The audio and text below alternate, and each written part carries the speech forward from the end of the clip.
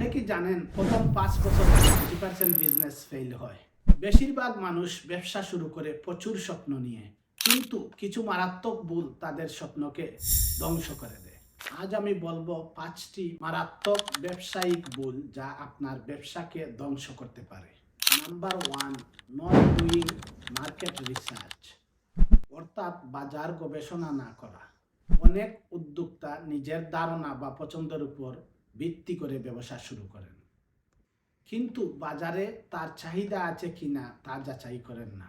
আপনি যদি গ্রাহকের সমস্যা না বুঝে প্রোডাক্ট তৈরি করেন, তাহলে কেউ সেটি কিনবে না।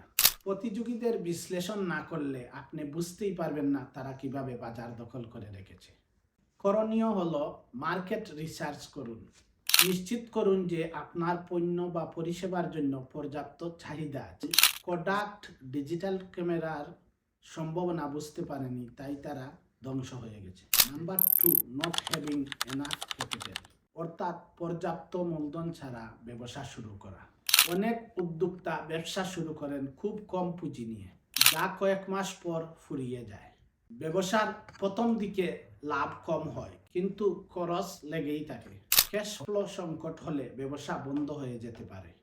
আপনার করণীয়, কমপক্ষে 6 থেকে 12 মাসের ব্যাকআপ ফান্ড সংগ্রহ করুন।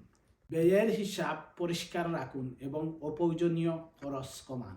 এক্সাম্পল, উবারের মতো বড় কোম্পানিগুলোর শুরুতেই প্রচুর ক্যাপিটালের দরকার ছিল, কিন্তু তারা বুদ্ধি খাটিয়ে ইনভেস্টরদের কাছ থেকে মূলধন সংগ্রহ করেছেন। Number 3, build the wrong team, অর্থাৎ ভুল দল তৈরি করা। অনেক ব্যবসায়ী তাদের বন্ধু বা পরিবারের লোকজনকে দলে রাখেন, দক্ষতা যাচাই না করেই। অযোগ্য বা অনভিজ্ঞ টিম হলে ব্যবসা ধ্বংস হয়ে যেতে পারে। ভুল লোকদের সাথে পার্টনারশিপ করলে ব্যবসার উন্নতির বদলে সমস্যা বাড়ে। আপনার করণীয়, দক্ষ ও অভিজ্ঞ লোকদের নিয়োগ দিন, শুধুমাত্র সম্পর্কের ভিত্তিতে নয়। টিম মেম্বারদের সাথে লক্ষ্য ও দৃষ্টিভঙ্গি মিলিয়ে নিন। Number 4, ignoring marketing and branding, অর্থাৎ মার্কেটিংয়ে বিনিয়োগ না করা। অনেক উদ্যোক্তা মনে করেন ভালো প্রোডাক্ট মানেই বিক্রি হবে, কিন্তু বাস্তবে যদি কেউ আপনার পণ্য বা পরিষেবা না জানে, তাহলে সেটি কেউ কিনবে না। ব্র্যান্ড ভ্যালু তৈরি না হলে কাস্টমার অন্যদের কাছে চলে যাবে।